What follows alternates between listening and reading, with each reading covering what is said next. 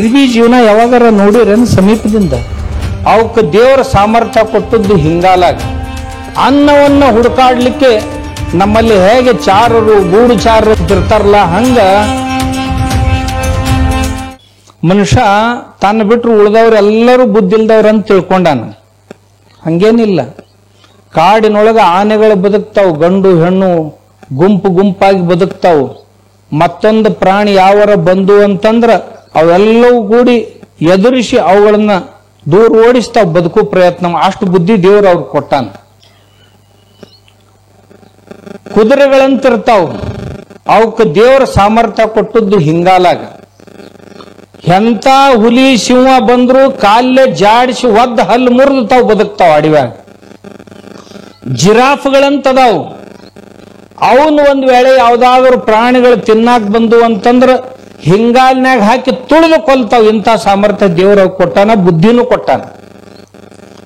ನಿಮ್ ಮನ್ಯಾಗ ಇರಿಬಿ ಅದಾವ ಸಣ್ಣ ಸಣ್ಣ. ಇರ್ಬಿ ಜೀವನ ಯಾವಾಗಾರ ನೋಡಿರೇನು ಸಮೀಪದಿಂದ?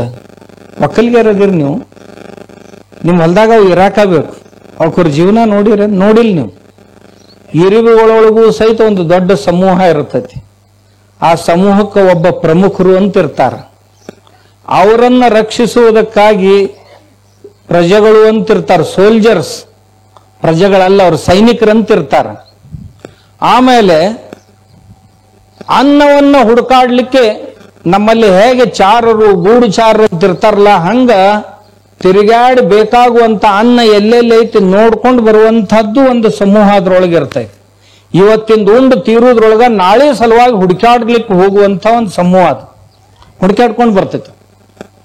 ಒಂದು ವೇಳೆ ತನ್ನ ಯಜಮಾನಿ ಅಥವಾ ಯಜಮಾನ ಸತ್ತ ಅಂದ್ರ 2-3 ದಿನದೊಳಗ ಮತ್ತೊಬ್ಬ ಯಜಮಾನನನ್ನು ತಯಾರು